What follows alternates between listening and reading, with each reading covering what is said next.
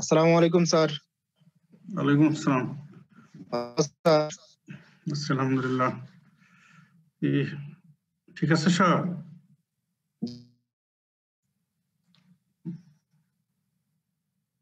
Participants 18 দেখা যাচ্ছে। Join করব স্যার আস্তে আস্তে স্যার। ঠিক আছে, আমরা স্টার্ট করে দিই।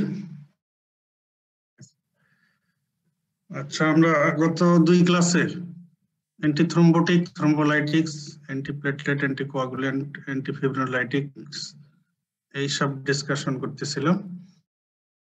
আজকের রেগুলার টপিকস ডিসকাশনে যাওয়ার আগে ওই লিংকের আর একটু কথা বলি। আমরা অ্যান্টিকোয়াগুলেন্ট বলেছি, এখন একটু বলি প্রোকোয়াগুলেন্টস। Procoagulants means drugs or agents that promote coagulation, blood coagulation. Procoagulant. এর মধ্যে ভিটামিন কে আসে। ভিটামিন কে যেহেতু ক্লটিং ফ্যাক্টর সিনথেসিস হেল্প করে, এটা একটা প্রোকোয়াগুলেন্ট। ক্লটিং ফ্যাক্টর কনসেন্ট্রেট, এটা একটা ফর্মুলেশন। এদের বিভিন্ন ধরনের ফর্মুলেশন আছে। মিক্সড ক্লটিং ফ্যাক্টর কনসেন্ট্রেট আছে, ধরনের ক্লটিং ফ্যাক্টর একই ফর্মুলেশনে প্রিপারেশনে। আবার স্পেসিফিক যেমন ফ্যাক্টর 8 কনসেন্ট্রেট, ফ্যাক্টর 9 কনসেন্ট্রেট, এগুলো ডেসমোপ্রেসিন। এটা কালকে একটু বলতেছিলাম, ডেসমোপ্রেসিন। ডেসমোপ্রেসিন আসলে এটা ভ্যাসোপ্রেসিন অ্যানালগ, এডিএস আর ভ্যাসোপ্রেসিন অ্যানালগ। এটারও কিছু প্রোকোয়াগুলেন্ট রোল আছে। তাহলে প্রোকোয়াগুলেন্ট বললে আমরা বলতে পারি vitamin K, clotting factor concentrates and desmopressin. তো ভিটামিন কে নিয়ে একটু কথা। ভিটামিন ফিজিওলজি বায়োকেমিস্ট্রি করে এসেছো, বলো vitamin uses of vitamin K.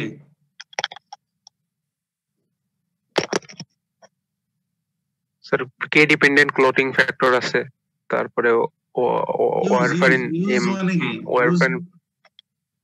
Use বললে তোমাকে কোনো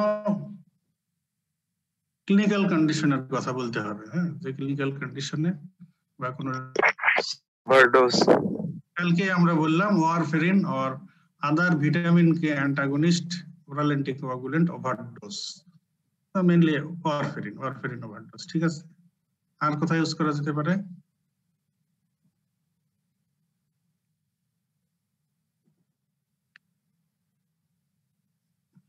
আর কোনটা বলতে পারো? বাচ্চাদের কোথাও ইউজ করতে দেখছো? নিউবর্ন বাচ্চাদের, হ্যাঁ, এটা কেন তোমাদের ফ্যামিলিতে ছোট বাচ্চা কিছু খাওয়াই দিতে দেখো না? জি স্যার, একটা ইনজেকশন। কি সেটা? এটাই তো ভিটামিন কে। ভিটামিন কে কোনাকিয়ন নাকি ইনজেকশন কি বা কোনাকিয়ন বা কি ইনজেকশন কে ওয়ান এইসব নামে পাওয়া যায়। K1 এখন দিস ইজ ভিটামিন কে। এটা আসলে দেওয়া হয় to prevent haemorrhagic disease of newborn. অনেক সময় ম্যাটারনাল ভিটামিন কে স্টোর যদি কম থাকে, তাহলে ওই বেবির বডিতেও ভিটামিন কে ডেফিসিয়েন্সি থাকে। এই কারণে তার হেমোরেজিক ডিজিজ অফ নিউবর্ন এটা হওয়ার চান্স থাকে, এবং এটা যদি ইন্ট্রাক্রেনিয়াল ডেঞ্জারাস। সেই জন্য এটা প্রিভেন্ট করার জন্য it is practice, routine practice, যে নিউবর্ন বেবিকে এই ভিটামিন কে ইনজেকশন খাওয়াই দেওয়া হয়। যদি ওটা ইনজেকশন মানে অ্যাম্পুলে বা সিরিঞ্জে কিন্তু এটা খাওয়ানো হয়, তবে এটা আইএম বা আইভিও দেওয়া যায়। তো নিউবর্ন বেবিকে দেওয়া হয়, এবং এটা ইউজুয়ালি 3টা ডোজ দেওয়া হয়। উইদিন 4 আওয়ার্স অফ বার্থ একটা, উইদিন 4 ডেজ, আর উইদিন 4 উইকস অফ বার্থ। এই 3টা ডোজ ইউজুয়ালি দেওয়া হয়। ঠিক আছে, তাহলে আমরা ভিটামিন কে তোমরা পড়ে এসছো। ভিটামিন কে বিভিন্ন ফর্ম আছে, যে K1, vitamin K1, K2, K3। K1 এর নাম হচ্ছে phylloquinone, that is plant derivative, plant source থেকে যেটা পাওয়া যায়। K2 হচ্ছে মেনাকুইনন, এটা হচ্ছে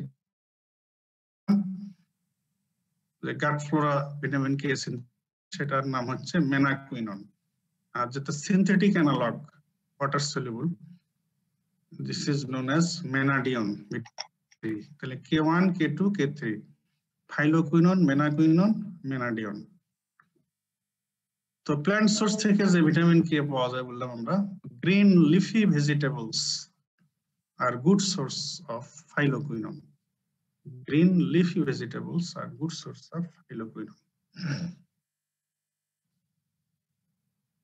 আর কমার্শিয়াল ফর্মুলেশন অফ যেগুলো মার্কেটে ফর্মুলেট করা হয়েছে ড্রাগ হিসেবে, ভিটামিন কেটা ফাইটোমেনাডিয়ন নামে আর ভিটামিন K3 টা মেনাডিয়ন নামে, মেনাডিওল সোডিয়াম সল্ট হিসেবে। K1 phytomenadione, K3 মেনাডিয়ন।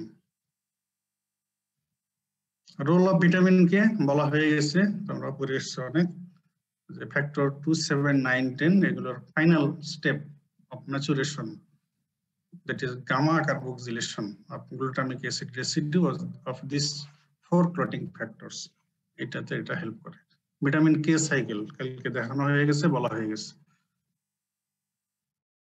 Vitamin K যেটা বলতেছিলাম, একটা হচ্ছে যে যদি ব্লিডিং হয়ে যায় বা ব্লিডিং এর চান্স থাকে, রিস্ক থাকে due to warfarin overdose or other vitamin K antagonist oral anticoagulant overdose, warfarin অথবা এই গ্রুপের অন্য অ্যান্টিকোয়াগুলেন্টের জন্য ব্লিডিং অলরেডি হয়ে গেছে অথবা ব্লিডিং এর রিস্ক আছে, থ্রেটেন্ড ব্লিডিং, এটার জন্য ইউজ করা হয় ভিটামিন কে। আনাদার ওয়ান বললাম হেমোরেজিক ডিজিজ অফ নিউবর্ন, এই যেটা এখনই বললাম যে নিউবর্ন বেবিকে খাওয়া দেওয়া হয়। মেল অ্যাবজর্পশন সিনড্রোম, তো মেল অ্যাবজর্পশন সিনড্রোমে ডিফারেন্ট নিউট্রিয়েন্টের মেল অ্যাবজর্পশন হয়, তার মধ্যে ভিটামিন কে এরও যদি মেল অ্যাবজর্পশন হয় তার ভিটামিন কে ডেফিসিয়েন্সি দেখা দিবে, এটাকে কারেকশনের জন্য ভিটামিন কে ইউজ করা হয়। Pre operative preparation of patient of obstructive jaundice, এখানে ভিটামিন কে এর কি রোল তোমাদের বেসিক মেডিকেল সায়েন্সের নলেজ থেকে বলো দেখি। স্যার আমাদের অবস্ট্রাকটিভ জন্ডিসে স্যার অবস্ট্রাকশনের কারণে বাইল সল্ট যদি না আসে ইন্টেস্টাইনে, তাহলে স্যার ভিটামিন কে অ্যাবজর্পশন যেহেতু সহায়তা করে sir vitamin sir clotting factor synthesis কমে যায়। বাইল সল্টের সাথে কি লিংক স্যার? ওই অ্যাবজর্পশন স্যার সহায়তা হয়। ভিটামিন কে অ্যাবজর্পশনে কি বাইল সল্টের ফাংশন কি? স্যার বাইল সল্ট মাইসিলিফরমেশন করে, হ্যাঁ ইমালসিফিকেশন করবে। ইমালসিফিকেশন করে কার অ্যাবজর্পশনে হেল্প করে? ফ্যাট সলিউবল ভিটামিন প্রাইমারিলি তো ফ্যাট। জি স্যার, ফ্যাট আর স্যার ফ্যাট যেহেতু ভিটামিন সলিউবল ভিটামিন, যে এটা ওই ফ্যাটের সঙ্গে মাইসেলির দিয়ে এটাও অ্যাবজর্পশন হয়। এজন্য আগে ফ্যাট না বললে ভিটামিন ঠিক আছে। আচ্ছা, তাহলে বাইল সল্ট যেহেতু অবস্ট্রাকশন বাইল ডাক্টে, তাহলে বাইল আসতেছে না, তাহলে ফ্যাট অ্যাবজর্পশনের জন্য মাইসিলি ফর্মেশনের জন্য যেটা দরকার বাইল, এটা নাই, বাইল সল্ট নাই, এজন্য ফ্যাট অ্যাবজর্পশন হবে না, মাইসিলি ফর্মেশন হবে। ফ্যাটের সাথেই ফ্যাট সলিউবল ভিটামিন গুলো মাইসিলি হয়ে অ্যাবজর্পশন হয়, কাজে পুরো ঘটনাটাই হবে না। এজন্য তার ভিটামিন কে ডেফিসিয়েন্সি থাকবে। আর ভিটামিন কে ডেফিসিয়েন্সি আছে এই অবস্থায় যদি সার্জারিতে তো এমনি কেটে ফেলা হলো, ব্লিডিং এর ভিটামিন কে ডেফিসিয়েন্সি থাকলে তার আরো ব্লিডিং এর চান্স আরো বেড়ে যাবে। এজন্য এটাকে আগে কারেকশন করে নেওয়া হয়। এজন্য pre operative preparation of obstructive জন্ডিসে কয়েকদিন যাবত, পসিবলি 10 days দেওয়া হয়, ভিটামিন কে দেওয়া হয়। অ্যাকচুয়ালি এটাও মেল অ্যাবজর্পশনের মধ্যেই পড়ে,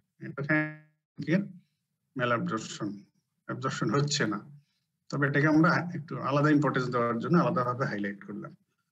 ওকে, তাহলে দিস আর ভিটামিন কে। আমরা এরপরে যে বললাম কিছু ক্লটিং ফ্যাক্টর কনসেন্ট্রেট, এর মধ্যে ফ্যাক্টর 8 কনসেন্ট্রেট। যেহেতু হিমোফিলিয়া ফ্যাক্টর 8 ডেফিসিয়েন্সিতে হিমোফিলিয়া এ হয়, কাজে এটার ইউজ হচ্ছে haemophilia A. Another use is disease. এটা কালকে আমি একটু বলতেছিলাম যে ভন উইলিব্রান্ড ফ্যাক্টর, এটার কিছু ফাংশন আছে, তার মধ্যে একটা ফাংশন হচ্ছে এটা ভিটামিন ফ্যাক্টর 8 এর করে ফ্যাক্টর 8 এবং ভন উইলিয়াম ডিজিজ এটা ইন কম্বিনেশন এটা প্লাজমাতে থাকে। যখন এটা এই ফ্যাক্টর 8 ভন উইলিয়াম ফ্যাক্টরের সঙ্গে লাগানো থাকে তখন কিন্তু এটা হাফ লাইফ বেশি থাকে, এটা দিতে হয়। তো এই জন্য যে ফ্যাক্টর 8 কনসেন্ট্রেট যেগুলো কনভেনশনাল অনেক আগে থেকে চলে আসছে, ফ্যাক্টর 8 এর সঙ্গে ভন উইলিয়াম ফ্যাক্টরও, যেহেতু তারা একে অপরের সঙ্গে প্লাজমাতে কম্বিনেশন ফর্মে থাকে, এজন্য এই ফ্যাক্টর 8 কনসেন্ট্রেট মানে তার মধ্যে ভন উইলিয়াম ফ্যাক্টরও দেয়া থাকে। এজন্য ভন উইলিয়াম ফ্যাক্টর ডেফিসিয়েন্সিতে ভন উইলিয়াম ডিজিজ হয়। এই ট্রিটমেন্টেও ফ্যাক্টর 8 কনসেন্ট্রেট ইউজ হয়। Use of factor 9 concentrate haemophilia B, যেহেতু ফ্যাক্টর 9 এর ডেফিসিয়েন্সিতে হেমোফিলিয়া বি হয়, haemophilia B. Next desmopressin, ADAs or vasopressin analog, synthetic analog of pressin or ADAs. এটার ফুল কেমিক্যাল নেম হচ্ছে ডিঅ্যামাইনো ডিআর্জিনিন ভ্যাসোপ্রেসিন।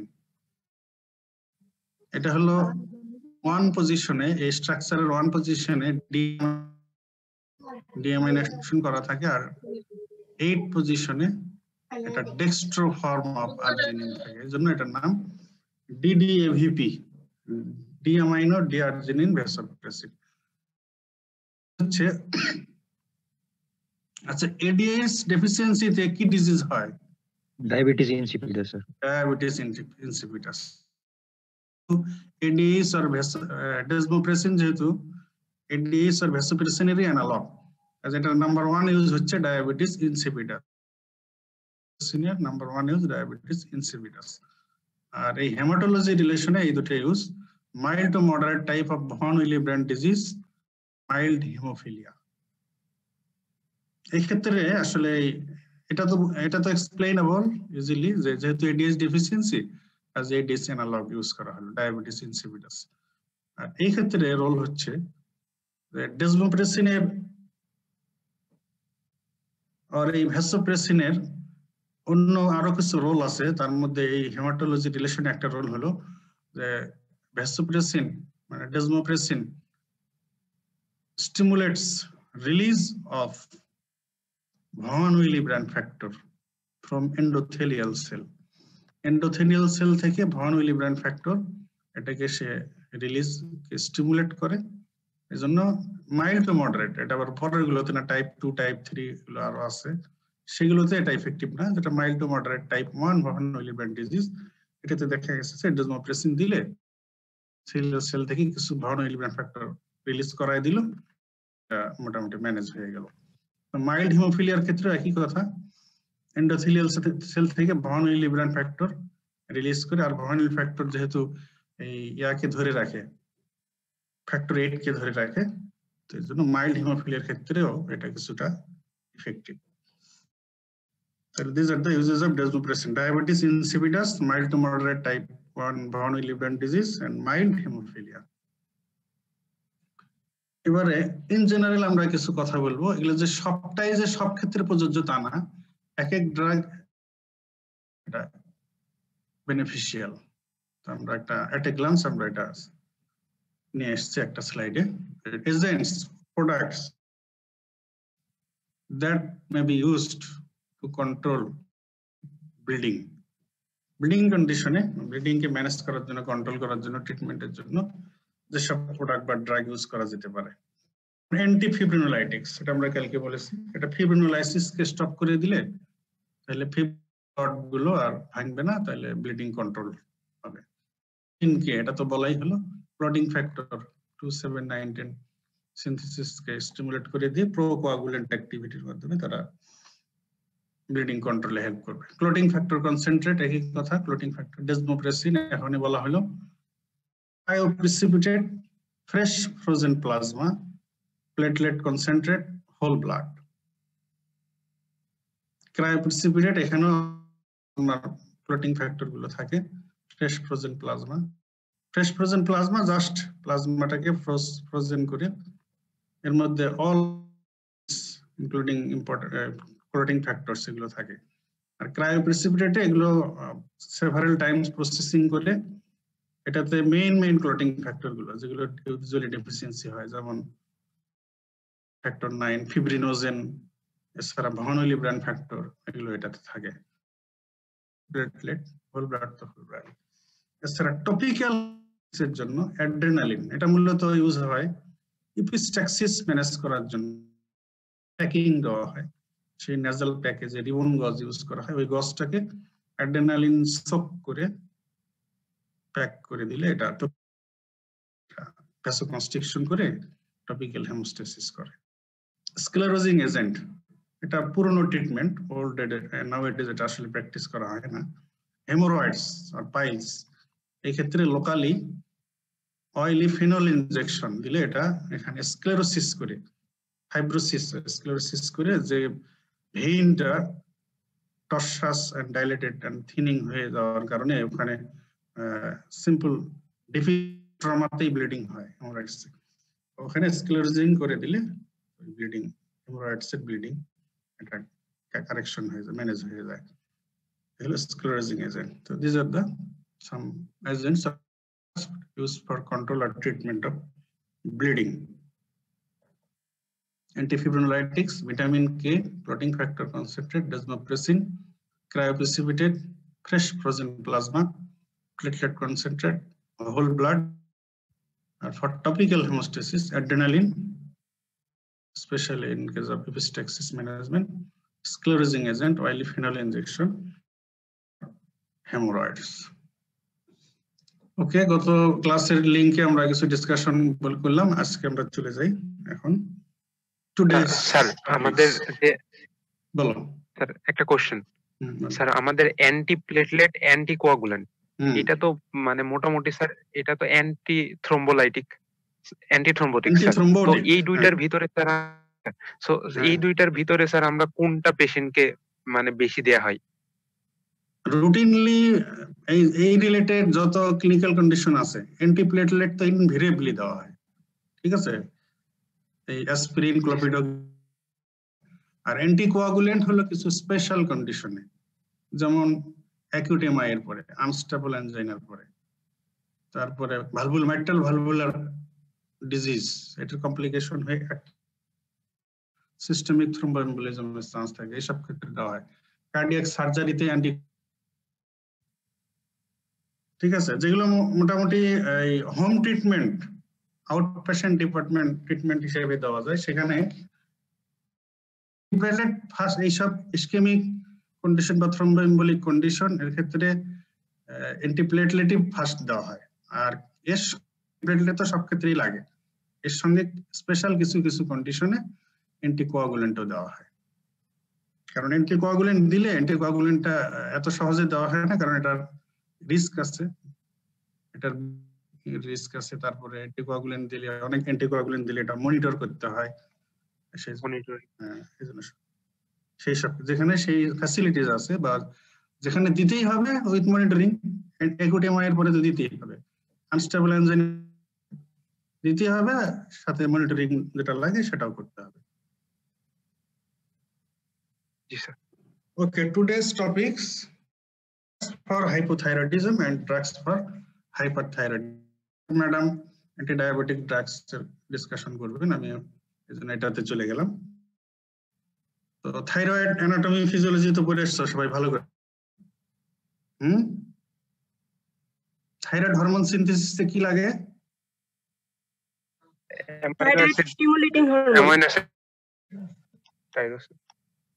হরমোন তো থাইরয়েড হরমোন তো stimulate করবে, মানে হরমোনটা তো থাইরয়েড হরমোনটা অ্যামাইনো অ্যাসিড, টাইরোসিন আছে, টাইরোসিন দিয়ে অ্যামাইনো অ্যাসিড, প্রোটিন, থাইরোগ্লোবুলিন আর আয়োডিন লাগে স্যার। আয়োডিন তো একটা specific agent raw material thyroid hormone, তাই না? আমাদের ডেইলি রিকোয়ারমেন্ট কত আয়োডিনের? Less than salt. আয়োডিনের রিকোয়ারমেন্ট ডেইলি কত?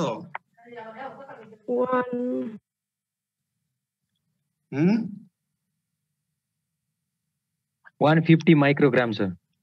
Very good 150 microgram per day এটা হচ্ছে রিকোয়ারমেন্ট প্রেগন্যান্সিতে রিকোয়ারমেন্ট বাড়ে না কমে বেড়ে যায় স্যার। প্রেগন্যান্সি রিকোয়ারমেন্ট আরো বেশি এটা এই প্রেগন্যান্সিতে যদি এটা ডেফিসিয়েন্সি থাকে তাহলে কিন্তু ফিটাল ব্রেন ডেভেলপমেন্ট ভালো হয় না সিএনএস ডেভেলপমেন্ট হ্যাম্পার হয়ে যায় পেশেন্ট কিন্তু পরে কি হতে পারে হাবাগোবা ঠিক আছে বাচ্চা আর কি আচ্ছা থাইরয়েড অ্যানাটমি ফিজিওলজি এগুলো আমি পাস করে যাই আয়োডিন মেটাবলিজম পাস করে যাই আচ্ছা বায়োসিনথেসিস অফ থাইরয়েড হরমোন সিনথেসিসের স্টেপস মনে আছে বলো what are the steps of biosynthesis of thyroid hormone sir প্রথমে আয়োডিন পাম্প বলো তারপরে স্যার প্রথমে আয়োডিন ভিতরে ঢোকার পরে স্যার অ্যাক্টিভ হয় আয়োডিন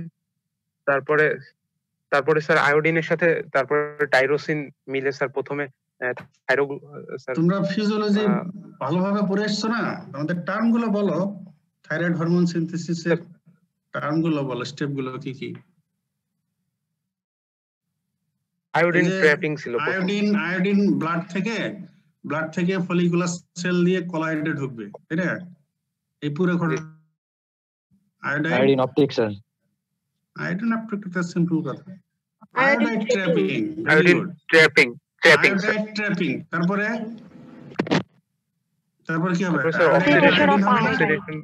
আয়োডাইডটা আয়োডিন হবে এটা কি অক্সিডেশন আর অক্সিডেশন আচ্ছা হলো এরপরে কি হবে আয়োডিনটা আয়োডিনের সাথে sir tyrosine residue of thyroglobulin molecule এর সঙ্গে বাইন্ড করবে তাই তো এটাকে কি বলে আয়োডিনেশন সিম্পলি আয়োডিনেশন আর একটা সুন্দর ভাষা organification sir very good organification of tyrosine residue of thyroglobulin molecules হয়ে গেল অর্গানিফিকেশন হয়ে কি কি তৈরি হয়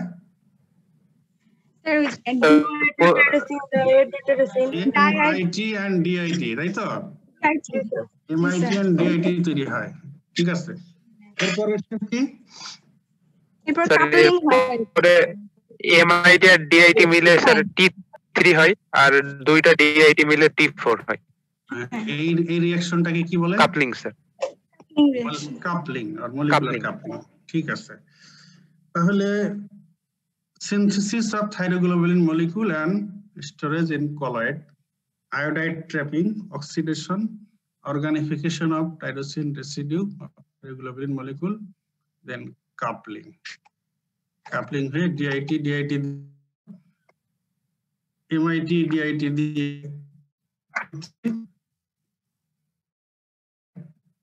DIT MIT T3 T4 কি তৈরি হয় অল্প পরিমাণে রিভার্স T3 রিভার্স আর T3 রিভার্স T3 ফাংশন কি স্যার এইটা পরে কনভার্ট তাই কি reverse T3 is inactive active T4 and T3 আর T3 এই দুটোর মধ্যে কে বেশি অ্যাক্টিভ স্যার T4 না T3 কে বেশি অ্যাক্টিভ পরিমাণ বেশি ব্লাডে T4 এর পরিমাণ বেশি ফিজিওলজিক্যালি T4 কিন্তু পাওয়ারফুল T3 এর sir T3 more potent T3 হলো অ্যাক্টিভ ফর্ম আর T4 আসলে প্রো ড্রাগ T4 হচ্ছে প্রো হরমোন আর T3 হচ্ছে অ্যাকচুয়ালি অ্যাক্টিভ হরমোন ঠিক আছে T3 পটেন্ট এবারে আচ্ছা এরপরে তৈরি হওয়ার পরে স্টোরেজ থাকে কলয়েডে তাই তো থাইরোগ্লোবিন মলিকুলের সঙ্গে T3 T4 লাগানো অবস্থায় এটা স্টোরেজ থাকে কলয়েডে রিলিজ হওয়ার সময় আগে T3 T4 MIT DIT সব টিজির সঙ্গে লাগানো থাকে থাইরোগ্লোবুলিনের সঙ্গে এই অবস্থায় এটা আপটেক হয় বাই থাইরয়েড ফলিকুলার সেল এরপর উইদিন থাইরয়েড ফলিকুলার সেল দ্বারা এই T3 T4 MIT DIT গুলো আলাদা হয়ে যায় এরপরে রিলিজ হয়ে যায় the process of exocytosis T3 T4 are released into cytosis সার্কুলেশনে T3 T4 এরা কি অবস্থায় থাকে? ম্যাক্সিমাম থাকে প্লাজমা অবস্থা থাকে স্যার। থাকে। কোন প্রোটিনের সঙ্গে বেশি বাউন্ড থাকে thyroid hormone? Sir elbow sir thyroid binding globulin sir. Thyroxine binding globulin এর সঙ্গে বেশি বাউন্ড থাকে বেশি। T4 বেশি বাউন্ড থাকে 99.96%। আর T3 হ্যাঁ আর T3 বাইন্ড থাকে 99.6%। আর 100 কোন থাইরয়েড হরমোন? ফ্রি পোরশনটা। Very good. ওই ড্রাগের আমরা ফ্রি স্যার। যা বলেছি ডিস্ট্রিবিউশন থাইরয়েড হরমোন আর ফিজিওলজিক্যালি অ্যাক্টিভ।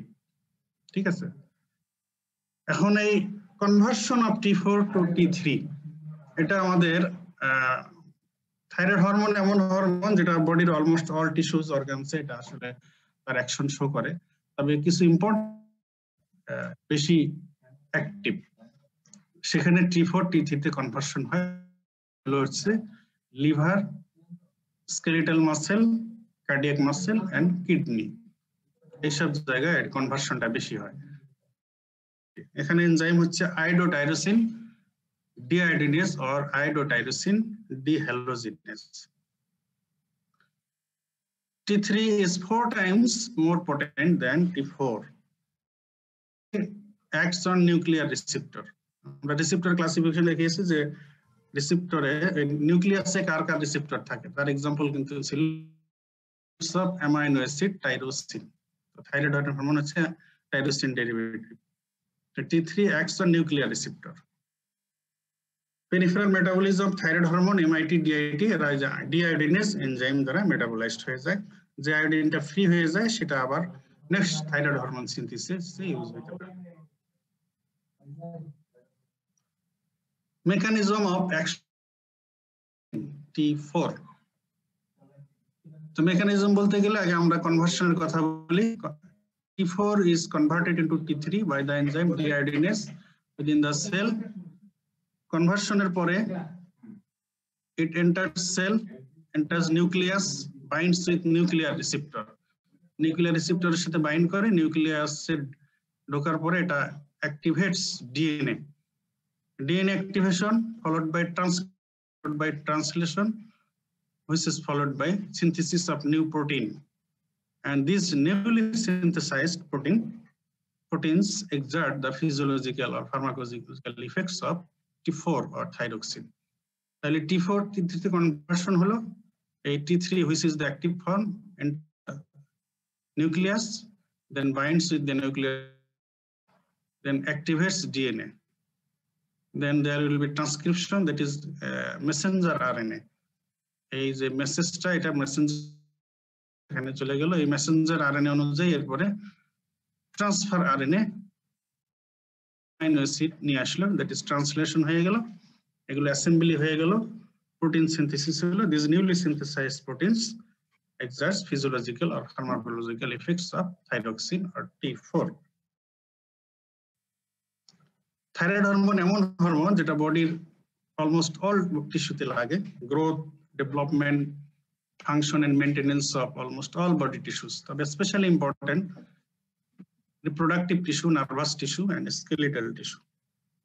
Body metabolism এটাকে বাড়িয়ে দেয়, এজন্য থাইরয়েড হরমোনকে বলা হয় থাইরয়েড মেটাবলিক হরমোন।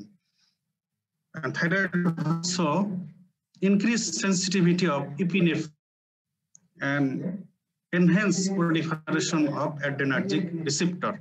এজন্য হাইপারথাইরয়েডিজমের পেশেন্টদের epinephrine like activity, sympathetic activity বেড়ে যাওয়ার সিম্পটম গুলো বেশি হয়, যেমন প্যালপিটেশন, ট্রেমর, ট্যাকিকার্ডিয়া হয়।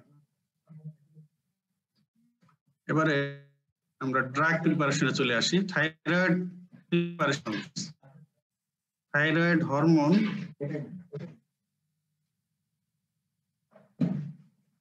আচ্ছা এটা একটু অন্য রুম রেডি আছে, ওই রুম ওখানে যাই, এখানে সবাই কাজ করবে, ডিস্টার্ব হবে। ল্যাপটপটা এর নাম মুছে দেন তো, পাশের রুমটা মুছে দেন আর বসবে চেকটা চ্যাট টেবিলটা না, ঠিক আছে, এগুলো কাজ আবার হইতে হবে। হ্যাঁ হ্যাঁ, ওইটা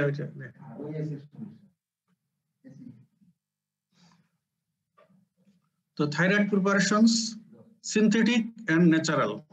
সিনথেটিকের মধ্যে এই যে এটাকে সিনথেটিক ফর্মুলেশন যেটা আনা হয়েছে সেটা হলো লেভোথাইরক্সিন T4, T3 টা হলো লায়োথাইরোনিন ফর্মে, আর লায়োট্রিক্স হচ্ছে এই দুটার কম্বিনেশন, T3 কম্বিনেশন। আর ন্যাচারাল সেটা হচ্ছে ডেসিকেটেড থাইরয়েড, মানে গ্ল্যান্ডটাকে ওখান থেকে কিছু এক্সট্রাকশন করে এই প্রিপারেশনটা, দ্যাট ইজ তো which one is preferred clinically or therapeutically for treatment of thyroidism? এটা তোমাদের কি মনে হয় বলো তো, T4 or T3, which one will be preferred? T3 or T4?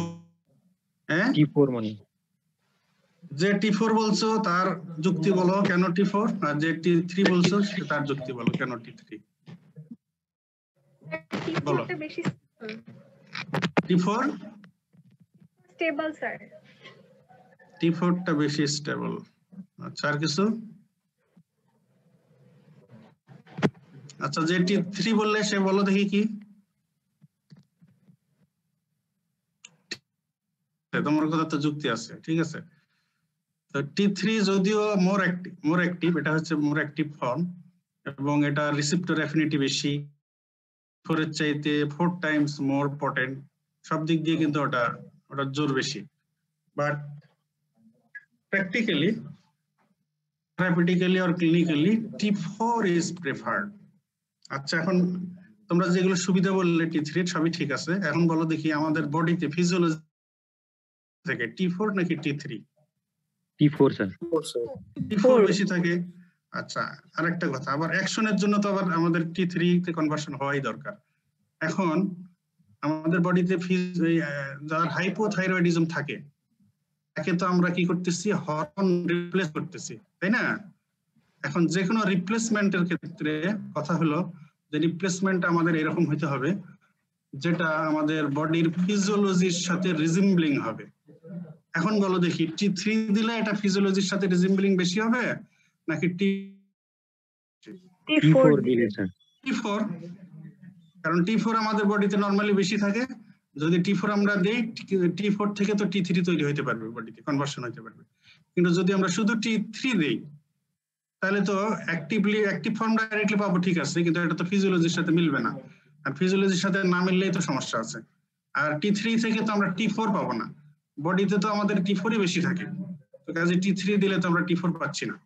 So T4 is used clinically for treatment of hypothyroidism. এটা হলো একটা কথা যে ফিজিওলজির সাথে মিলানোর জন্য, আর T4 দিলে T3ও পাবো, কিন্তু এটা ফিজিওলজি হিসেবে আমাদের মিলানোর জন্য আমরা কথা বললাম। এছাড়া এই ফর্মুলেশন হিসেবে আরো কিছু অ্যাডভান্টেজ আছে T4 এর, সেগুলো এবার বলি। স্টেবল, এটার কন্টেন্ট ইউনিফর্মিটি বেশি, আর এটার কস্ট লো, T3 বানাইতে বেশি কস্ট। আচ্ছা, এই provide both T4 and T3 যেটা বললাম ফিজিওলজির সাথে রিজেম্বলিং। ল্যাবরেটরি মনিটরিং, ল্যাবরেটরি মেজারমেন্ট, এটা T4 এর জন্য ইজি T3 এর চাইতে। ডাইরেক্টলি এটার অ্যাডভার্স ইফেক্ট, স্পেশালি কার্ডিওটক্সিসিটির চান্স থাকে, রিস্ক অফ কার্ডিওটক্সিসিটি এই T4 এর ক্ষেত্রে, T3 এর ক্ষেত্রে, কিন্তু T4 এর ক্ষেত্রে risk of cardiotoxicity less or no. আর T4 এর হাফ লাইফ বেশি, সেশন করলে enough. Long half life, single daily dosing is enough for T4, and there is less risk of cardiac toxicity in case of T4. On the other hand, T3 এর ক্ষেত্রে T3 এর কিছু সুবিধা আছে, যেমন এটার ওরাল অ্যাবজর্পশন বায়োঅ্যাভেবিলিটি অনেক বেশি, 95%, রিসেপ্টর অ্যাফিনিটি 10 টাইমস বেশি, বায়োলজিক পটেন্সি 4 টাইমস বেশি, পিক অ্যাকশন খুব তাড়াতাড়ি, যেহেতু এটা রেডিমেড অ্যাক্টিভ প্রিপারেশন, এটা pick action within 24 to 48।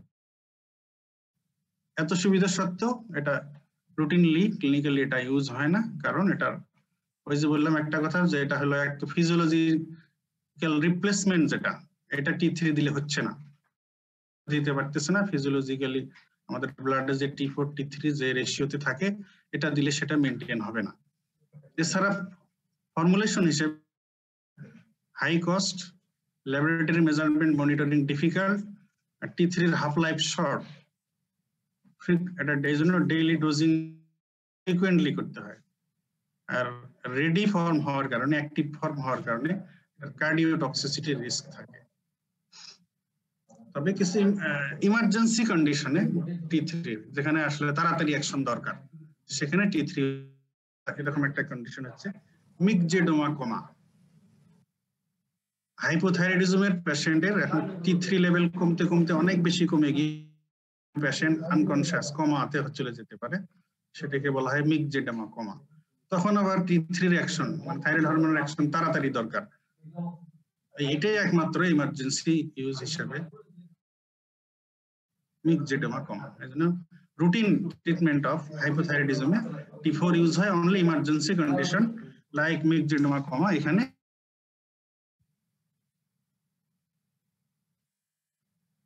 Use of লেভো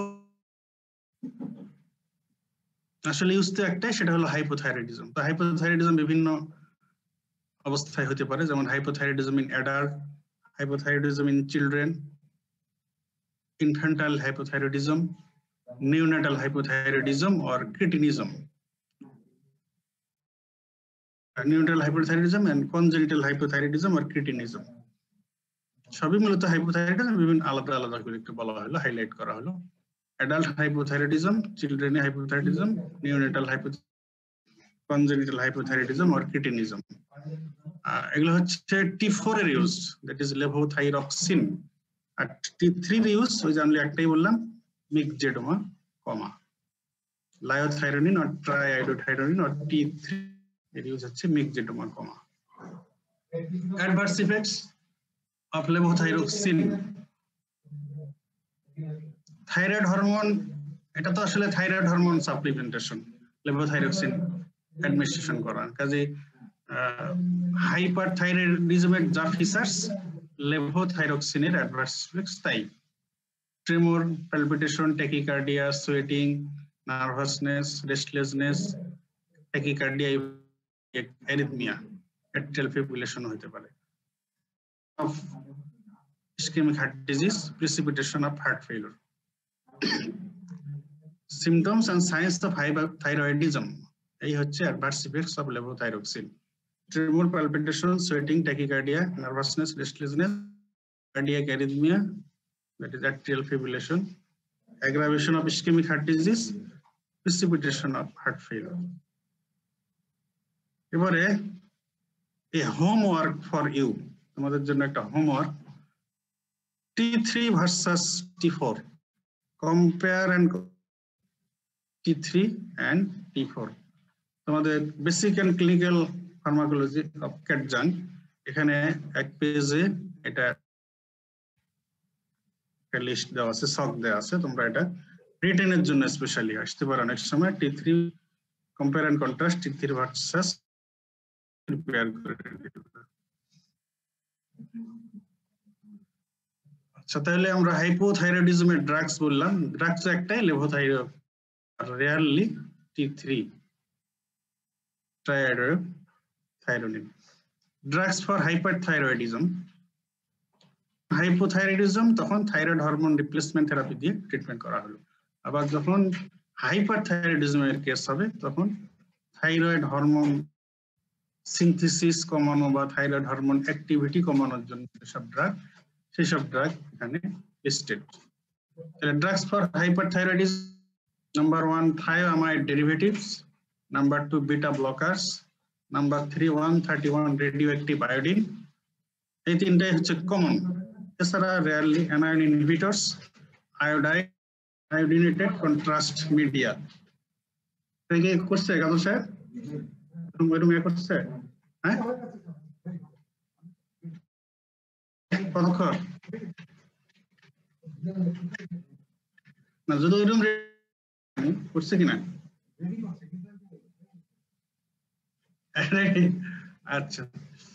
Okay, drugs for hyperthyroidism include thiamide derivatives, beta blockers, 131 radioactive iodine, anion inhibitors, iodide, and iodinated contrast media.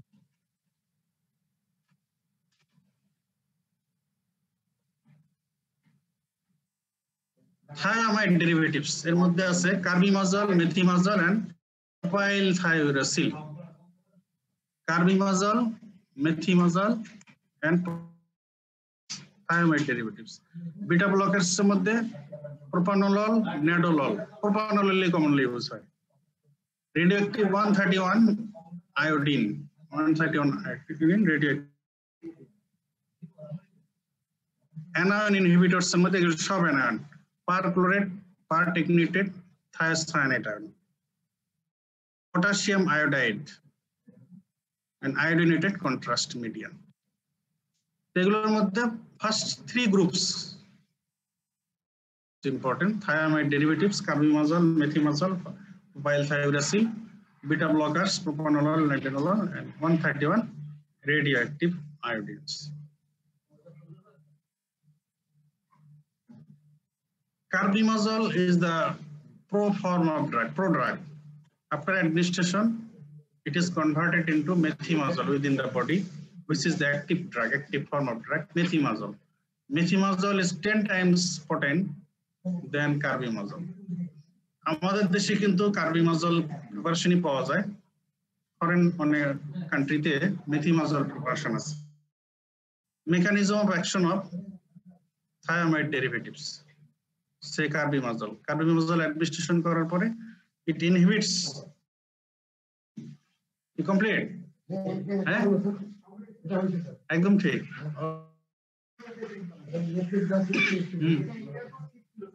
হ্যাঁ, কয়েকদিন আগে তো কাজ। ঠিক আছে, তো ওটা দেখাই না। Thank you. Okay, thank you.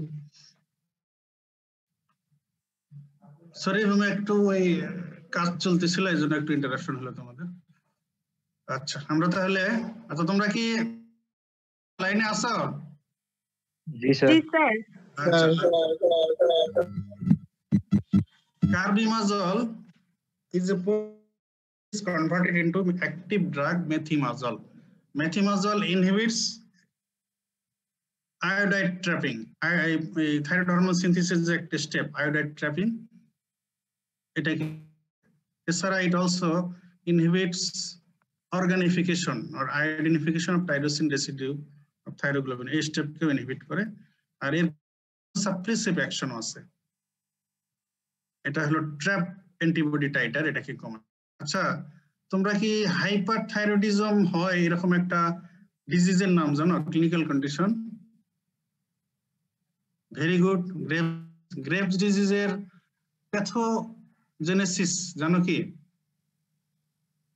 অত ডিটেলস আমি চাচ্ছি না, আমি ইন শর্ট চাচ্ছি যে তোমাদের আইডিয়াটা আছে, তাহলে এই লাইনটা বুঝতে পারবে যদি জানা থাকে আর কি। তোমরা আচ্ছা সেদিক দিয়ে না, আরেক দিক দিয়ে আসি। তোমরা কি হাইপার সেন্সিটিভিটি রিঅ্যাকশন পড়ছো মাইক্রোবায়োলজিতে? জি স্যার। পড়ছো? টাইপ 2 হাইপার সেন্সিটিভিটি রিঅ্যাকশনের এক্সাম্পল হিসেবে কি গ্রেভ ডিজিজ পড়ছো? নাকি অত দূর ঢুকতে পারো নাই? আচ্ছা যাক, আমি তোমাদের জাস্ট একটু বলে দিচ্ছি। সেটা হলো যে এই গ্রেভস ডিজিজের প্যাথোজেনেসিসটা আসলে ওই হাইপার সেন্সিটিভিটি রিঅ্যাকশন দিয়ে এক্সপ্লেইন করা হয়। টাইপ 2 হাইপার সেন্সিটিভিটি রিঅ্যাকশনের একটা গ্রেভস ডিজিজ। তো এখানে কি থাইরয়েড স্টিমুলেটিং রিসেপ্টর এর এগেইনস্ট অ্যান্টিবডি ফর্মেশন হয়, অটো অ্যান্টিবডি।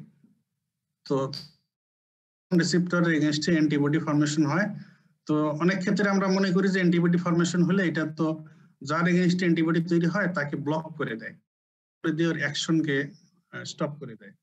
কিন্তু এখানে অ্যান্টিবডির নেচারটা ডিফারেন্ট। সাধারণত ব্লকিং অ্যান্টিবডি আমরা মনে করি, কিন্তু এটা হচ্ছে স্টিমুলেটরি অ্যান্টিবডি। এজন্য antibody against thyroid stimulating hormone, এটা হলো অ্যান্টিবডি দ্যাট এজন্য thyroid stimulating hormone receptor against antibody তৈরি হয়ে এই অ্যান্টিবডি যখন thyroid stimulating hormone receptor present on thyroid follicular cells এর সাথে বাইন্ড যেহেতু স্টিমুলেটরি, তো তারা থাইরয়েড ফলিকুলার সেলকে স্টিমুলেট করে, থাইরয়েড ফলিকুলার সেলকে স্টিমুলেট করে হাইপারপ্লাসিয়া করে, তখন থাইরয়েড ফলিকুলার সেলের অ্যাক্টিভিটি বেড়ে গিয়ে বেশি বেশি থাইরয়েড হরমোন তৈরি হয়, এই হয়ে যায় thyroidism in case of graves disease. তো এই অ্যান্টিবডিটাকে বলা হয় ট্র্যাপ। ট্র্যাপ মানে হলো টিতে থাইরয়েড স্টিমুলেটিং হরমোন রিসেপ্টর আর এবি তে অ্যান্টিবডি, তার মানে thyroid stimulating hormone receptor antibody titre. ওই কার্বিমাজলের কিছুটা ইমিউনোসাপ্রেসিভ অ্যাকশন আছে, বডি ফরমেশন হওয়া কমায় দেয়, অ্যান্টিবডি টাইটার ব্লাডে কমিয়ে দেয়। যদিও এটা অত বেশি সিগনিফিকেন্ট না, কিছুটা আছে। মেইন ইফেক্ট আসলে এটাই, যে ইনহিবিশন অফ আয়োডাইড পরে ইনহিবিশন অফ অর্গানিফিকেশন আর iodinification, ultimately inhibit synthesis of thyroid hormone, এইভাবে এটা কাজ করে। Adverse effects of carbimazole. কার্বিমাজলের অ্যাডভার্স ইফেক্ট অনেক সময় খুব, কার্বিমাজল পেশেন্টকে প্রেসক্রাইব করলেই তাকে কিন্তু ইনস্ট্রাকশন দিয়ে দিতে হয়, এই কিন্তু হতে পারে, এরকম হলে আপনি ওষুধ বন্ধ করে আমাদের সঙ্গে তাড়াতাড়ি যোগাযোগ করবেন। Common adverse effect, skin rash. Different types of skin rash হতে পারে কার্বিমাজলের জন্য, ম্যাকুলার, প্যাপুলার, পুলারিনাইথেমেটাস র্যাশ, বিভিন্ন ধরনের র্যাশ হতে পারে। এগুলো আসলে হাইপার সেন্সিটিভিটি র্যাশ। আরো সাপ্রেশন হতে পারে, agranulocytosis, aplastic anaemia, agranulocytosis, aplastic anaemia, hepatitis হতে পারে, কোলেস্টেরল। আর যদি প্রেগন্যান্সিতে ইউজ করা হয় তাহলে ফিটাল কিছু টক্সিসিটি হতে পারে, aplasia cutis, choanal atresia, aplasia cutis, choanal atresia যদি প্রেগন্যান্সিতে ইউজ করা হয়। কোয়ানা মানে কি তোমরা জানো? From your knowledge of anatomy, what is posterior, ওই যে নোজের পোস্টেরিয়র ওপেনিং কে কোয়ানা বলেছে। posterior nasal orifice, posterior nasal orifice কোয়ানা বলে। তো কোয়ানাল অ্যাট্রেসিয়া, অ্যাপ্লাসিয়া কিউটিস। আবার যদি ব্রেস্ট ফেড ল্যাকটেটিং মাদারকে যদি দেওয়া হয় তাহলে এটা বেবি ব্রেস্ট ফেড, এটা হার্মফুল। তাহলে এগুলো হলো অ্যাডভার্স ইফেক্ট। কন্ট্রাইন্ডিকেশন অফ কার্বিমাজল, তাহলে এখানে কিন্তু কন্ট্রাইন্ডিকেশন আনা যাচ্ছে, যেহেতু ফিটাল টক্সিসিটি হয় তাহলে প্রেগন্যান্সিতে কন্ট্রাইন্ডিকেটেড, যেহেতু harmful to breast fed baby তাহলে ল্যাকটেটিং মাদার। এছাড়া যাদের ক্ষেত্রে প্রিভিয়াস হিস্ট্রি আছে যে কার্বিমাজল গ্রুপের ড্রাগ খেয়ে তার হাইপারসিফিক হয়ে গেছে আগে থায়ামাইড গ্রুপের ড্রাগ, তার জন্য এটা কন্ট্রাইন্ডিকেটেড। তাহলে pregnancy, lactating mother and history of previous thioamide. এখন এই থায়ামাইড ডেরিভেটিভস এর মধ্যে যে আমরা কার্বিমাজল বললাম, মেথিমাজল বললাম, আর প্রোপাইল থায়োরাসিল বললাম, তো এগুলোর মধ্যে কার্বিমাজল, মেথিমাজল তো আসলে সেম আগার অ্যাক্টিভ ড্রাগ। তো প্রোপাইল থায়োরাসিলের কিছু সুবিধা, যেমন এটার অ্যাডভার্স ইফেক্ট কিছু কম, স্কিন র্যাশ, অ্যাগ্রানুলোসাইটোসিস, হেপাটাইটিস এগুলো হতে পারে, তবে skin rash, agranulocytosis, aplastic anaemia এগুলোর চান্স কার্বিমাজলের চাইতে প্রোপাইল থায়োরাসিলে কম। তবে হেপাটাইটিস আবার কার্বিমাজল, মেথিমাজলের চাইতে হওয়ার চান্স বেশি। অন্য অ্যাডভার্স ইফেক্ট গুলো এটাতে কম হয়, কিন্তু হেপাটাইটিস প্রোপাইল থায়োরাসিলে বেশি হয়। এই হলো কিছু ডিফারেন্স। আর প্রোপাইল থায়োরাসিলের আর কিছু সুবিধা আছে। প্রোপাইল থায়োরাসিলের অনসেট অফ ওই কার্বিমাজল, মেথিমাজলের চাইতে আর্লিয়ার। আর প্রেগন্যান্সি এন্ড ব্রেস্ট ফিডিং এ কার্বিমাজল ইউজ করা যায় না, কারণ ওটা আমরা দেখাইলাম যে প্রেগন্যান্সিতে ইউজ, আর ব্রেস্ট ফিডিং এর সময় ইউজ করলে নার্স বেবি হয়। তো এই সব পিরিয়ডে আবার এটা রিলেটিভলি সেফ, কারণ এটা প্লাসেন্টা দিয়ে প্রোপাইল থায়োরাসিল কম ব্রেস্ট মিল্কে এটা কম সিক্রেশন হয়।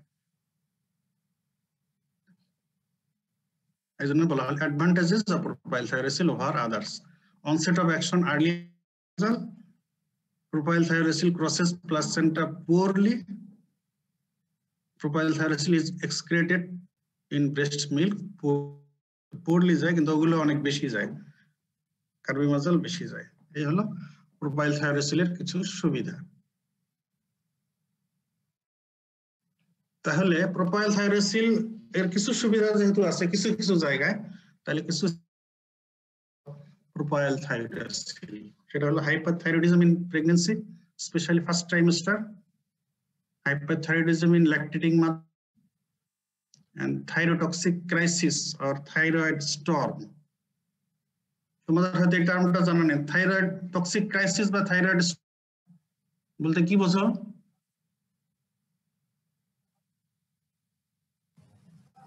আইডিয়া আছে স্যার? Aggressive hyperthyroid. হ্যাঁ, হাইপারথাইরয়েডিজম যখন খুব সিভিয়ার হয়ে যায়, severe acute exacerbation, severe symptom, একদম কার্ডিয়াক অ্যারিথমিয়া এই ধরনের পর্যায়ে, হার্ট ফেলিউর হয়ে যায় বা সিএনএস ম্যানিফেস্টেশন হতে পারে, সিরিয়াস, তখন হসপিটালাইজ করতে হয় সব পেশেন্টকে এবং আর্লি একদম প্রম্পট র্যাপিড ট্রিটমেন্ট দিতে হয়। তো সেই ক্ষেত্রে যেহেতু আমরা দেখলাম থাইরোসিলের অনসেট অফ অ্যাকশন কার্বিমাজলের চাইতে আর্লিয়ার, এই জন্য এই ক্ষেত্রে এটার indication crisis or thyroid storm এই ক্ষেত্রে ইউজ। আর হলো যেহেতু কার্বিমাজলে আদার অ্যাডভার্স ইফেক্ট এগুলো বেশি হয়, তো এমন ওই skin rash, bone marrow suppression, এগুলো অ্যাডভার্স ইফেক্ট যদি কার্বিমাজলের কারণে হয়, সেই ক্ষেত্রে অল্টারনেটিভ হিসেবে প্রোপাইলথাইরয়েড। হেপাটাইটিস এর ওগুলোতে হেপাটাইটিস হয়ে গেছে, তখন কিন্তু অল্টারনেটিভলি এটা ইউজ করা যাবে না, কারণ এটা দিয়েও হেপাটাইটিস আরো বেশি সিরিয়াস হয় প্রোপাইলথাইরোসিল। তাহলে hyperthyroidism in pregnancy, especially first trimester, hyperthyroidism in lactating mother, thyrotoxic crisis or thyroid storm, adverse reaction except hepatitis due to carbimazole. এবারে বেটা ব্লকার্স আমরা থেকে পড়ে আসতেছো যে বেটা ব্লকারের ইন্ডিকেশনের মধ্যে একটা ইন্ডিকেশন বলা আছে থাইরয়েডিজম আর থাইরোটক্সিকোসিস। এখানে মূলত প্রোপানোলল ইউজ হয়, ন্যাটানোল ইউজ করা যেতে পারে, ওটার ইউজ কম, প্রোপানোলল ইউজ হয় মেইনলি। এখন যদি কোশ্চেন করা হয় role of beta blocker in hyperthyroidism, answer কি হবে? স্যার এটা non selective beta, sir receptor mediated. Sir আমাদের নন সিলেক্টিভ বিটা ব্লকার তো স্যার হচ্ছে বিটা 1, বিটা 2, বিটা 3, আর এই রিসেপ্টর তো স্যার আমাদের ওই যে ব্রেইনের ওই রিসেপ্টরকে ব্লক করে দিলে স্যার তখন আমাদের অ্যাংজাইটি, ট্রিমর, পালপিট, আর স্যার যেহেতু ওই যে আমরা অ্যাড্রেনালিন এর কারণে স্যার প্যালপিটেশন এগুলো হয়, এটাও বিটা ব্লকারই করে। আচ্ছা ঠিক আছে, থ্যাংক ইউ। একটু আগে আমরা থাইরয়েড যে ইফেক্টস এটা দেখাইলাম, তার মধ্যে একটা বলা হয়েছিল যে ইট increase sensitivity of epinephrine, epinephrine বাড়ায় দেয়। It also causes proliferation of adrenergic receptor. তার মানে অ্যাড্রেনার্জিকের নাম্বারও বাড়ায়, আবার ওই রিসেপ্টরে ইপিনেফ্রিন অ্যাকশন করবে, এই সেন্সিটিভিটিকে বাড়ায় দেয়। এই কারণে থাইরয়েড এই sympathetic over activity like symptom গুলো হয়, ট্রিমর, ট্যাকিকার্ডিয়া, প্যালপিটেশন, নার্ভাসনেস, এক্সাইটমেন্ট এগুলো হয়। তো যদি সেই বিটা রিসেপ্টরকে আমরা ব্লক করে দিই, তাহলে ওই ইফেক্ট গুলো অ্যামিলিওরেটেড হয়ে যাবে, ওই ইফেক্ট গুলো কমে যাবে। তাহলে due to increased sensitivity to epinephrine and proliferation of adrenergic receptor, তো বিটা ব্লকারস এলিভেট। তবে এটা মনে রাখতে হবে, বিটা ব্লকার কিন্তু আসলে কোনো স্পেসিফিক ট্রিটমেন্ট না হাইপারথাইরয়েডিজমের জন্য, কারণ তারা যে ড্রাগ গুলো হরমোন লেভেল কমাইতে পারবে, হরমোন সিনথেসিস কমিয়ে দিয়ে, এগুলো হচ্ছে স্পেসিফিক ড্রাগ। আর এই গ্রুপের ড্রাগ হচ্ছে আমরা বললাম থায়ামাইড ডেরিভেটিভস। বিটা ব্লকার হলো এই সিম্প্যাথেটিক ওভার অ্যাক্টিভিটির লাইক ফিচার গুলো, এগুলোকে এলিভেট করবে, কিন্তু তারা হরমোন লেভেল করবে না। এজন্য এটা ইউজ হয় আসলে টেম্পোরারি বেসিসে, শর্ট টার্ম বেসিসে। যেমন আমরা পেশেন্টের ক্লিনিক্যাল ফিচার দেখে আমরা মনে করতেছি যে এটা হাইপারথাইরয়েডিজম হবে, তো এখন আমরা আমরা তার ব্লাড স্যাম্পল পাঠিয়ে দিয়েছি হরমোন অ্যানালাইসিসের জন্য, থাইরয়েড প্রোফাইল দেখার জন্য। এই পিরিয়ডটা পেশেন্ট যে তার প্যালপিটেশন হচ্ছে, এই পিরিয়ডটা পেশেন্টকে সিমটম কিছুটা রিলিফ দেওয়ার জন্য এই বায়োকেমিক্যাল কনফার্মেশন হওয়া পর্যন্ত বা হওয়ার পর কার্বিমাজল দিয়ে দিলাম, এটার অ্যাকশন হয়তো কিছুদিন সময় লাগতে পারে। এই পিরিয়ডটা কভার দেওয়ার জন্য বিটা ব্লকার ইউজ হয় হাইপারথাইরয়েডিজম। তাহলে use of beta blocker in hyperthyroidism, awaiting for biochemical conversion of hyperthyroidism, যেটা বললাম। থাইরোটক্সিক ক্রাইসিস, হ্যাঁ ওই থাইরোটক্সিক ক্রাইসিসে আবার সিভিয়ার সিমটম থাকে, এবং এর বেশিরভাগই তো এই যে সিম্প্যাথেটিক ওভার অ্যাক্টিভিটিস, এগুলো থেকে পেশেন্টকে রিলিফ দেওয়ার জন্য ওই ক্ষেত্রেও যেমন ওদিকে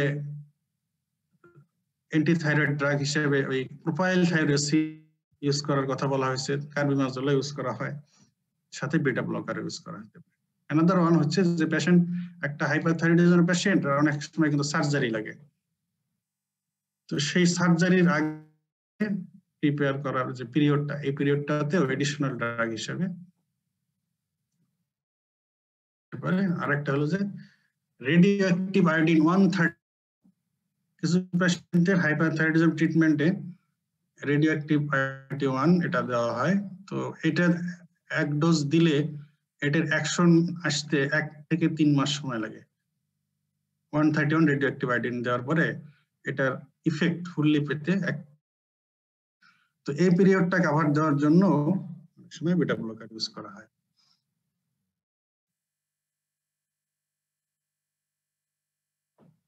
এটা তো বললাম থাইরয়েড সার্জারির আগে প্রি অপারেটিভ পিরিয়ডে দেওয়া হতে পারে। এবার radio active iodine 131 radio active iodine, অনেক ধরনের কিন্তু রেডিও অ্যাক্টিভ আয়োডিন আছে। যেমন একটা আছে 123 রেডিও অ্যাক্টিভ আয়োডিন, বলো দেখি 123 রেডিও অ্যাক্টিভ আয়োডিন আর 131 রেডিও অ্যাক্টিভ আয়োডিন। স্যার যেটা 123 স্যার এটা টেস্ট করে sir, 3T3 T4। Very good. 131 radioactive iodine দিয়েও কিন্তু এই টেস্ট করা যাবে, diagnosis of thyrotoxicosis R hyperthyroid করা যাবে, কিন্তু এটা আননেসেসারি। কারণ সেটা আমার দরকার হলো যেটার অ্যাকশন আর হাফ লাইফ যেটা শর্ট টাইম। 131 রেডিওঅ্যাক্টিভ আয়োডিনের হাফ লাইফ হচ্ছে অ্যাবাউট 1 উইক, আর 120 এটার হাফ লাইফ হচ্ছে অ্যাবাউট 1 ডে। যে ডায়াগনস্টিক পারপাসে কাজে যেটা শর্ট হাফ লাইফ সেটা ইউজ করলে এনাফ। যেটা 123 ইউজ করা হয় ফর ডায়াগনোসিস অফ হাইপারথাইরয়েডিজম, আর 123। তো এটা আসলে কি রেডিও অ্যাক্টিভ 1 আয়োডিন 131, এটা যখন হবে হাইপারথাইরয়েডিজমে এটা তার মেকানিজম অফ অ্যাকশন শো করবে। তাই তো iodine with radio activity, iodine molecule সেটা রেডিও অ্যাক্টিভিটি মানে ফর্মুলেট করা হয়েছে সেটাই। তার মানে হলো এটা যখন অ্যাডমিনিস্ট্রেশন করা হবে বডিতে, পেশেন্টকে যখন দেওয়া হবে, দেওয়ার পরে এটা ব্লাড থেকে আয়োডিনের হবে কি হয়, থাইরয়েড গ্ল্যান্ড আয়োডিনকে আপটেক করে, ওই আয়োডাইড ট্র্যাপিং হয়ে যাবে। ট্র্যাপিং হয়ে গেলে এটা কলয়েডে ঢুকে যাবে। কলয়েডে ঢুকে গেলে ওখান থেকে এটা যেহেতু রেডিও অ্যাক্টিভিটি আছে এর, ওখান থেকে সে রে এমিশন করবে, বিটা রে এন্ড গামা রে এমিশন করবে। এই রে স্পেশালি বিটা রে এর ইফেক্টটা হচ্ছে লং লাস্টিং ইফেক্ট। সেই ইফেক্টটা হচ্ছে long lasting effect on thyroid follicular cell. এই বিটা রেটা থাইরয়েড ফলিকুলার সেল এর ডিস্ট্রাকশন করে ফেলবে। তো সেলে যদি ডিস্ট্রাকশন হয়ে যায় আর হরমোন তৈরি হবে না, তাহলে এইভাবে হাইপারথাইরয়েডিজম এটা কারেকশন হয়ে যাবে। তবে এটা অ্যাডমিনিস্ট্রেশনের পরে কি হবে, আয়োডাইড ট্র্যাপিং হবে, অর্গানিফিকেশন আয়োডিনেশন হবে, থাইরোগ্লোবিন মলিকুলে টাইরোসিন রেসিডিউ এর emission of beta and gamma ray, long lasting destruct cell. যেটা বলতেছিলাম যে একটা রেডিওঅ্যাক্টিভ আয়োডিন 131 এর ডোজ দেওয়ার পরে এটার ফুল ইফেক্ট পেতে 1 থেকে 3 মাস সময় লাগে। 4 to 12 উইকস হলে 1 থেকে 3 মাস। তো যদি এক ডোজ দিয়ে কারো যদি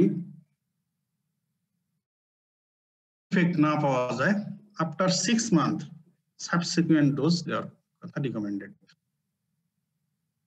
second dose may be given. আচ্ছা, এখন বলো দেখি adverse effect of 131 radioactive iodine কি হতে পারে? আচ্ছা, রেডিয়েশন যেহেতু হতে রেডিয়েশন ইনডিউসড ক্যান্সার, এটা তো ক্যান্সার কি সাথে সাথে হয়? নিওপ্লাজম পড়ছো না প্যাথোলজিতে? প্যাথোজেনেসিস অফ ক্যান্সারের কি স্টেপস গুলো কি কি আছে?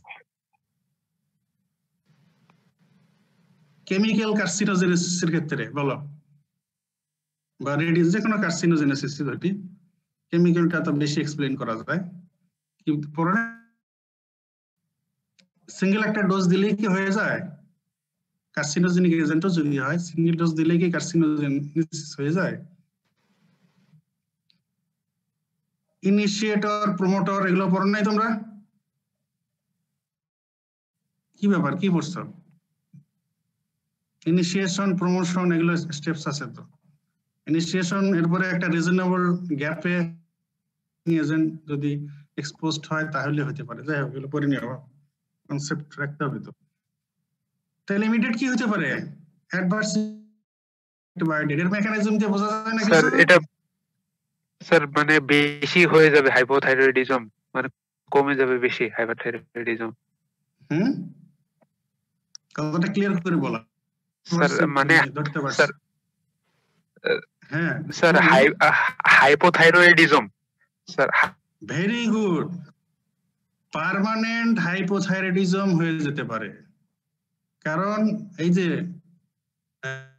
131 আয়োডিন থেকে যে রে, বিটা রে, গামা রে ইমিশন হচ্ছে, এই রেগুলো তো long lasting destructive effect on follicular sell.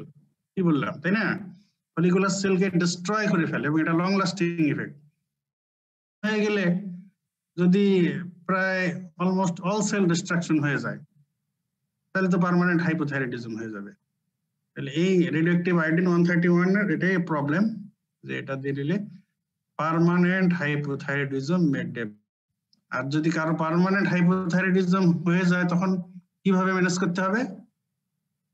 Thyroxine supplements. তখন আবার সে তখন হাই হয়ে গেল। হাইপারথাইরয়েডিজম পেশেন্টকে 131 রেডিওঅ্যাক্টিভ আয়োডিন দিয়ে ট্রিটমেন্ট করা হলো, সে এখন হাইপোথাইরয়েডিজমের পেশেন্ট হয়ে গেল। হাইপোথাইরয়েডিজম পেশেন্টের যে treatment, life long thyroxine supplementation therapy দিতে হবে। এই জন্যই কিন্তু রেডিওঅ্যাক্টিভ আয়োডিন ইউজুয়ালি ইয়াং এজে এটা প্রেফার করা হয় না। ইয়াং এজে দিলে, ইয়াং এজের একটা হাইপারথাইরয়েডিজম রেডিওঅ্যাক্টিভ আয়োডিন দেওয়া হলো, আল্লাহ যদি তাকে অনেক বছর বাঁচায় রাখে, সারা জীবন তাকে এই থাইরয়েড হরমোন খেয়ে যেতে হবে। সেজন্য এটা ইয়াং এল্ডারলি এজে প্রেফার করা হয়। অথবা যদি কারো এই কার্বিমাজল দিয়ে যদি সিভিয়ার অ্যাডভার্স ইফেক্ট হয়, দেয়াই সম্ভব না হয়, সেক্ষেত্রে অল্টারনেটিভ হিসেবে 131 রেডিওঅ্যাক্টিভ আয়োডিন দেওয়া হয়।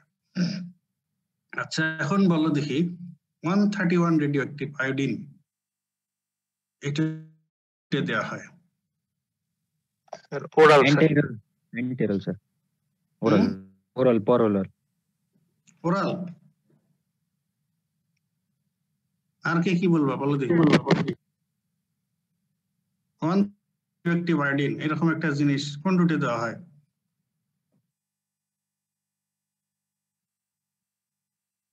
বলো বলো। এটা ডোজ যেভাবে বানাবে সেভাবেই তো দেওয়া যাবে না এটা। ডোজ যেভাবে বানাবে বানানো হয়েছে এবং এটা তো অনেক কাল থেকে ইউজ হচ্ছে। এখন বলো দেখি কোন রুটে দেওয়া হয় এটা?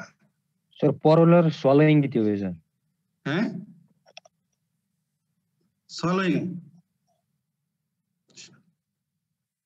আর কার কি মত বলো?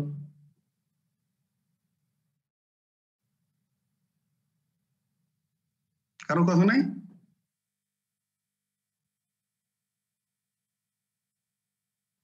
কি বলো বলো, রোল নাম্বার? আচ্ছা, তোমাদের তো এখন ওয়ান বলা মুশকিল। আচ্ছা, কোন ব্যাচের? আচ্ছা, ফরিদ আছো? ফরিদ, জি স্যার, আসি স্যার। হ্যাঁ বলো, তোমার কি মত? স্যার এটা সোয়ালিং এ দেওয়া সম্ভব না স্যার, কি কোন রুটে দিতে হবে বলো? এটা প্যারেন্টাল রুটেই মনে হয় দিতে হবে স্যার। প্যারেন্টাল রুটে অলরেডি ঠিক আছে, তাই না? আচ্ছা শোনো, যে তোমরা হয়তো বেশি কথা বলতেছো না দেখি। 31 রেডিওঅ্যাক্টিভ আয়োডিন, যখনই এটা কোশ্চেন আমরা জিজ্ঞেস করি স্টুডেন্টদের, প্রায় স্টুডেন্টই এটা লিখছি যে ইট শুড বি গিভেন প্যারেন্টারালি, তাই না? কারণ এর নামটা শুনে আসলে এটা যে ওরালি হতে পারে এটা মনে করা কষ্টকর। নাম শুনলে মনে হয় এটা প্যারেন্টারালি দিতে হবে, বাট স্যার রেডিও অ্যাক্টিভ বিষয় আছে তো এই জন্য স্যার। হ্যাঁ, রেডিওঅ্যাক্টিভ শুনলে সবাই মনে করবে এটা তো ওরালি কেমনে সম্ভব, তাই না? But it is given and its formulation is liquid formulation. বুঝতে পারছো?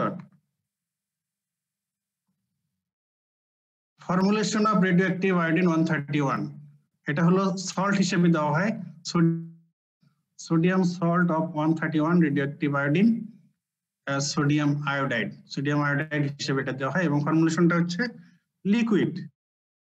সলিড অর লিকুইড কোশ্চেন করা হলো, answer is liquid. route of administration of 131 radioactive iodine, তাহলে রুট হচ্ছে ওরাল রুট, নট প্যারেন্টারাল, যেটা মনে হয়। আচ্ছা, এখন কোথায় এটা পাওয়া যায়? Where available 131 radioactive iodine? Department of nuclear medicine. Radiology আর নিউক্লিয়ার মেডিসিন তো এক জায়গা না। Nuclear medicine allied sciences medicine centre, হ্যাঁ, নিউক্লিয়ার মেডিসিন সেন্টার বাংলাদেশের সব কলেজ এন্ড মেডিকেল ইউনিভার্সিটি এর পাশেই সব জায়গায় নিউক্লিয়ার মেডিসিন সেন্টার থাকে সাধারণত, নতুন তো এখানে থাকে। আর এই ইদানিং কিছু কিছু প্রাইভেট সেন্টারও ডেভেলপ করছে, যেগুলো ঢাকায়, চিটাগাঙে আয়োডিন থেরাপি দেওয়া হয়। তাহলে নিউক্লিয়ার মেডিসিন সেন্টার যেখানে এটা আছে। এখন হলো কন্ট্রাইন্ডিকেশন অফ রেডিওঅ্যাক্টিভ আয়োডিন 1 তাদের দেওয়া যাবে না।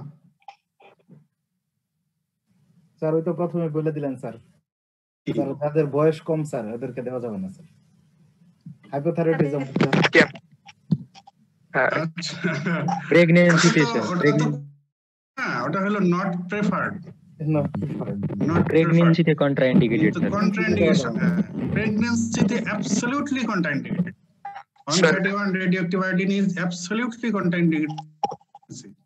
এছাড়া শুধু তাই নয়, প্ল্যান্ড প্রেগন্যান্সি উইদিন 6 মান্থ এরকম যদি হয় তাহলেও কন্ট্রাইন্ডিকেটেড। এছাড়া তারপর ল্যাকটেটিং মাদার, ঠিক আছে? তাহলে contraindications of 131 radioactive iodine, planned pregnancy within 6 month, lactating mother. এবারে আসো precautions after 131 radioactive iodine therapy. 131 পেশেন্টকে খাওয়ায় দেওয়া হলো, এরপরে তাকে কিছু প্রিকশন নিতে হবে, করবেন না। তার মধ্যে একটা হলো not to be pregnant within 6 month in case of female, not to be father in case of at least 6 month. মানে অ্যাকচুয়ালি এটা দ্বারা বোঝানো হচ্ছে avoid sexual intercourse for at least 6 month. একটা পুরুষ পেশেন্টকে, মেল পেশেন্টকে যদি রেডিওঅ্যাক্টিভ আয়োডিন 131 দেওয়া হয় তাহলে অ্যাটলিস্ট 6 মান্থ তাকে সেপারেট থাকতে হবে। Avoid contact with pregnant women for at least 1 week, avoid contact with baby for at least 1 week. These are the precautions.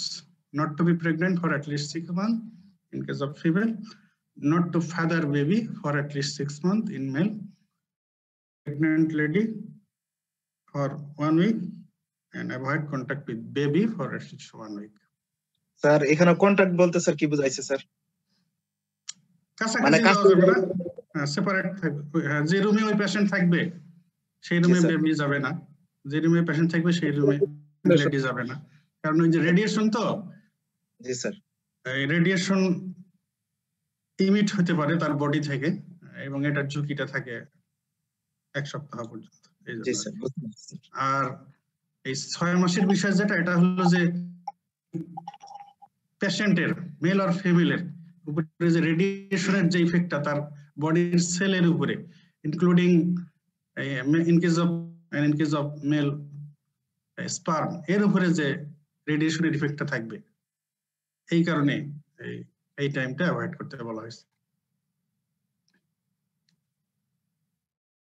Sir hypothyroidism and drugs for hyperthyroidism শেষ করলাম। Thank you very much. হ্যাঁ বলো বলো কি বলছো? আমাদের এই হাইপারথাইরয়েডিজমের ট্রিটমেন্ট দেওয়ার পরে স্যার কি রকম, মানে এটার স্যার পেশেন্ট ভালো হয় কি রকম স্যার এটাতে, মানে পেশেন্টকে একেবারে সুস্থ হয়ে যায় স্যার? হাইপোথাইরয়েডিজমের পেশেন্ট, আমি আমার প্র্যাকটিক্যাল লাইফে আমি অনেক পেশেন্ট, এখন আমার অনেক হাইপোথাইরয়েডিজমের পেশেন্ট আছে, হাইপারথাইরয়েডিজমের পেশেন্ট আছে। তো ডায়াগনোসিস করে এটা ম্যানেজ করা, ট্রিটমেন্ট দেওয়া, ফলো আপ করাটাও ইজি এবং পেশেন্টের ইমপ্রুভমেন্টটাও খুব ভালো বোঝা যায়। তো হাইপোথাইরয়েডিজমের ট্রিটমেন্ট হচ্ছে হরমোন রিপ্লেসমেন্ট, তাই না? থাইরয়েড হরমোন ফিজিওলজিক্যাল রিপ্লেসমেন্ট, এটা কিন্তু ট্রিটমেন্টটা দেওয়াটাও ইজি এবং পেশেন্টের জন্য কোনো একটা অ্যাডভার্স ইফেক্ট ইউজুয়ালি হয় না। একান্ত ওভারডোজ না হয়, ওভারডোজ হয়ে বিচার হয়, এই ডোজ অ্যাডজাস্ট করলে হয়।